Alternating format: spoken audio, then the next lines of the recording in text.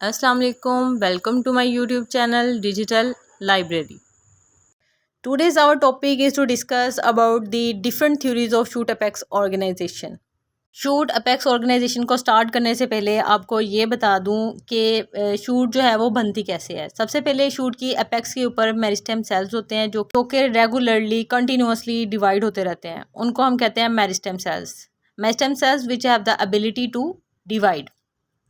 ठीक है, और इनके ऊपर कंप्लीट मेरे लेक्चर्स हैं जो कि आपको डिस्क्रिप्शन में लिंक है उससे मिल जाएंगे, और जिसमें मेरिस्टेम्स की टाइप्स और प्राइमरी ग्रोथ सेकेंडरी ग्रोथ सारा डाटा आपको वहाँ से मिल जाएगा। आज हम यहाँ पे पढ़ने लगे हैं थ्योरीज। सबसे फर्स्ट थ्योरी पढ़ते हैं apical cell theory. Nageli in 1858 stated that in large numbers of cryptogams, single solitary cells have been found to form the growing points, and it was supposed that similar condition exist in higher plants too. Cryptogams वो वाले sales होते हैं जो कि seedless sales हैं, like fungus में present हों, अल्जी में प्रेजेंट हों, या ऐसे प्लांट्स जो सीडलेस हों। उसने उनको एग्जामिन किया था और उसने कहा था कि वहाँ पे कुछ ग्रोइंग पॉइंट्स प्रेजेंट हैं, और ये भी सपोज किया था कि इसी तरह के पॉइंट जो हैं वो हायर प्लांट्स में भी प्रेजेंट होंगे।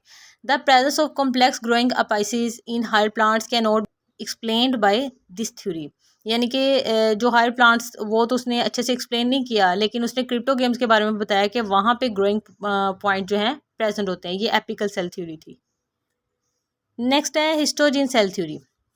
Einstein in 1868 divided the shoot apex into various zone। उसने shoot apex को मुख्तलिफ जोन में डिवाइड किया था। Each zone consists of a group of initial cells and called histogen और a tissue builder. Initial cell जिससे next सारे cell जो हैं वो नेक्स्ट बनेंगे। उसने कहा था कि सेल्स को उसने मुख्तलिफ जोन में डिवाइड किया।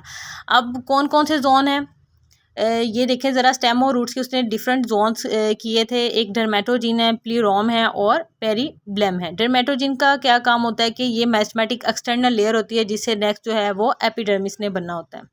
ठीक है, नेक्स्ट जोन है प्लीरोम का। उसमें सेंट्रल कोर बनती है। सेंट्रल कोर से सेंट्रल कोर में पेरिसाइकल एंडोडर्मिस वगैरह शामिल होते हैं। कॉर्टेक्स शामिल होती है जो कि प्लीरोम से नेक्स्ट बनती है। ठीक है, थर्ड जोन है पेरीब्लम का। इसमें क्या होता है, रीजन बिटवीन द टू। ये इन दोनों के दरमियान में ये रीजन होता है डर्मेटोजिन और पेरीब्लम में। आपको यहाँ से मैं एक पिक्चर भी दिखाती हूँ। Dermatogen give rise to the epidermis. Plerome, यहाँ पे स्पेलिंग गलत है, plerome to the primary vascular bundles and periblem develops into the cortex. The dermatogen in the root cuts. अब ये शूट्स और रूट्स के बारे में बता दिया। ठीक है, अब बता रहे हैं कि रूट्स के अंदर इनका क्या काम है। The dermatogen in the root cuts some small cells at the apex called calyptrogen that give rise to the root cap. अब क्लेप्टोजिन से रूट कैप बनती है। These layers in some plants are not distinguished and in some have no morphological significance as the plerome sometimes form only the pith or it may form even the cortex. Even the histogene sometimes form different layers in homologous axes of same plant. Some plants में ये जो layers उसने अलग अलग से बताई हैं, डर्मेटोजिन, प्लीरोम और पेरीब्लम, उन्होंने कहा कि ये डिस्टिंग्विश नहीं कर सकते, यानी कि इनको हम इनमें फ़र्क नहीं कर सकते। And in some have no morphological significance, और कुछ में इनकी कोई भी मोर्फोलॉजिकल सिग्निफिकेंस नहीं होती। जैसे कि जो प्लीरोम है some time forms only the pith. Plerome just pith ही बनाती है और it may form even the cortex. यहाँ पे ये देखें ज़रा, आपको डर्मेटोजिन ऊपर वाला पार्ट है, पेरीब्लम जो है वो दरमियान में है। डर्मेटोजिन एपिडर्मिस बनाने के लिए हेल्पफुल होती है। प्लीरोम जो है वो वेस्कुलर बंडल्स बनाने के लिए हेल्पफुल होती है, और पेरीब्लम जो है उसका काम क्या होता है, उसने कॉर्टेक्स बनानी होती है। ठीक है, यहाँ से आपको पिक्चर में सारा देख लें ज़रा। डर्मेटोजिन की पोजीशन, प्लीरोम की, और periblem in between the dermatogen and plerome. Tunica corpus theory. Schmidt 1924 observe the location of tunica and corpus region. उसने ट्यूनिका और कॉर्पस रीजन की लोकेशन के बारे में ऑब्जर्व किया था। ये आप डायग्राम भी देखें साथ साथ। Tunica corpus theory was given for vegetative shoot apex, यानी कि वेजिटेटिव शूट अपेक्स के लिए उसने ट्यूनिका कॉर्पस थ्योरी का नाम दिया था। According to this theory there are 2 zones of tissues in the apical meristem. First one is the tunica and the second one zone is the corpus. Tunica means cover, यानी कि tunica ने corpus को cover किया होता है। Tunica cover करती है consisting of one or more layers of peripheral layers of cells, यानी कि ये एक या एक से ज़ायद जो है पेरिफेरल लेयर्स होती हैं सेल्स की, जिसने कॉर्पस को कवर किया होता है। ये देखिए पिक्चर में कॉर्पस जो है ये सारी बॉडी है, जिससे कॉर्टेक्स बनेंगी, ये सारे ग्राउंड टिश्यूज बनेंगे, ये सारी कॉर्पस है, ठीक है। The layer of tunica show anticlinal division. Anticlinal division perpendicular to the periphery. ये देखें ज़रा, यहाँ से आपको पता चलेगा एंटीक्लाइनल डिवीजन किसे कहते हैं। ट्यूनिका में सारी एंटीक्लाइनल डिवीजन होती है। एंटीक्लाइनल डिवीजन एक के बाद ये कॉलम वाइज इस तरह सेल जो है वो डिवाइड होते जाएंगे एक ही रो के अंदर, ठीक है। और कॉर्पस में क्या होता है, सेल डिवीजन इज़ इरेगुलर, यानी कि इरेगुलर होती है, ज़रूरी नहीं एक ही प्लेन में होगी, इरेगुलर ऊपर नीचे हो सकती है। And at a various planes resulting in growth and volume of the mass. इस तरह उसका जो बॉडी का वॉल्यूम भी बढ़ जाएगा, यानी कि डिफरेंट प्लेन्स में होगी। अगर तो एक ही प्लेन में फिर एक सेल डिवाइड होगा, फिर नेक्स्ट दूसरा होगा, फिर वो काफ़ी मतलब इतना ज़्यादा भी वॉल्यूम नहीं बढ़ पाएगा प्लांट का। तो इस तरह जो कॉर्पस है उसमें डिफरेंट प्लेन्स में डिवीजन होती है, तो इससे बॉडी का जो मैस है, प्लांट मैस है, प्लांट बॉडी का जो मैस है वो भी इंक्रीज होता है।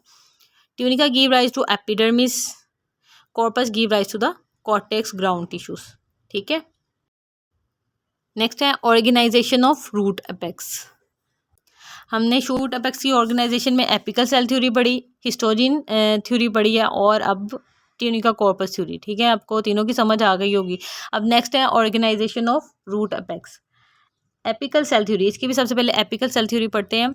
It was propose by Hofmeister and developed by Nageli. मतलब प्रपोज किसने की थी, होफमिस्टर ने, और फिर डेवलप्ड हुई थी नेजली से।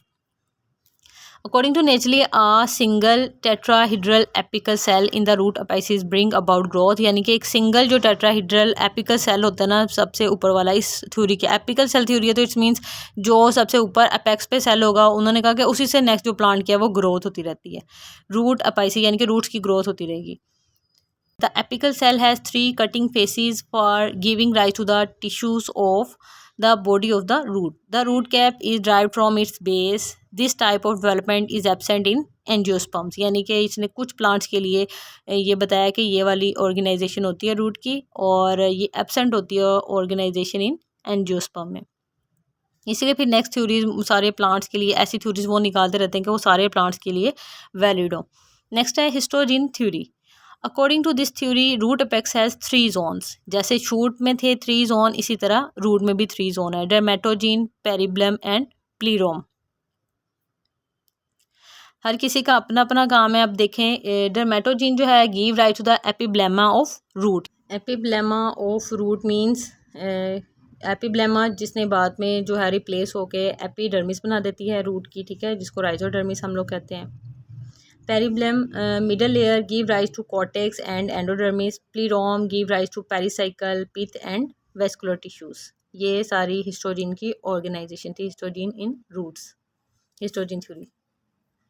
कॉर्पर kappe theory, it was propose by Schuepp. The cells of the root apex divided into 2 planes, यानी कि उसने कहा कि 2 प्लेन्स में सेल जो है वो डिवाइड हो जाएंगे, जैसे ट्यूनिका कॉर्पस थ्योरी में था कि एक ट्यूनिका में दूसरा कॉर्पस में। It is also almost similar to tunica corpus theory of shoot apex. According to this theory the cells of central and peripheral part of the root apex exhibit differences in planes of cell divisions. In peripheral region, each cell first divide transversely and thereafter the lower daughter cells divides longitudinally, यानी कि बिल्कुल लंबाई में बिल्कुल length wise जो है cell जो है वो डिवाइड होना स्टार्ट हो जाएंगे। इस तरह जो सेल्स की टी शेप बन जाएगी। Such divisions are called the kappe division. इस तरह की डिवीजन को हम केप डिवीजन कहते हैं। In the central region, T is inverted as the second division takes place in upper daughter cells. Such divisions are called the Cooper division. As a result of these T or inverted division, the cell in root apex remain arrange in rows. Central region में T जो है वो inverted form में आ जाएगा। Inverted means आप T को बिल्कुल invert कर दें, यानी कि टी का जो फ्लैट सा ऊपर वाला पार्ट नज़र आ रहा है उसको नीचे कर दें और जो लेंथ वाइज टी का जो टूथ है उसको ऊपर वाली साइड पे कर दें। By kappe division the number of rows increase downward. Downwardly इसको हम कहते हैं केप, ठीक है, कैप से याद रख लें कि ये डाउनवर्ड होगी, तो kappe of rows increase downwardly and by korper division upwardly. This is a rejected theory because there is no relation of arrangement of cells to tissue formation, ठीक है, कोई अरेंजमेंट नहीं थी टिश्यू फॉर्मेशन के लिए, तो इसलिए इस थ्योरी को रिजेक्ट कर दिया। क्लेप्टोजिन, ये इनकी डेफिनेशन दी हुई हैं, ये मैं आपको पहले बता चुकी हूँ। नेक्स्ट है अगर हम इन सबको सम अप करते हैं इन सब थ्योरीज़ को, तो इट इज़ दस clear that the concept of tunica and corpus may be treated as morphological identities with fluctuating and not clearly demarked limits, यानी कि इसकी कोई लिमिट्स वगैरह नहीं थी। Some workers reject this concept entirely because it does not relate the apical activity to the origin of tissues. Still, there is a general feeling that this concept is useful for characterizing growth of the shoot apex of angiosperms, यानी कि अभी भी ये use होता है, angiosperm की characterisation के लिए यूज़ होता है। Thanks for watching digital library. Meristem की types, primary growth, secondary growth and meristematic tissues की classification on the basis of different criteria. तो आपको ये सारे जो है लिंक डिस्क्रिप्शन में मिल जाएंगे। अगर आप चैनल को पहले से सब्सक्राइब कर चुके हैं तो बेल आइकन का बटन प्रेस करें ताकि आपको हमारी लेटेस्ट अपडेट्स मिलती रहें। Thanks for watching digital library.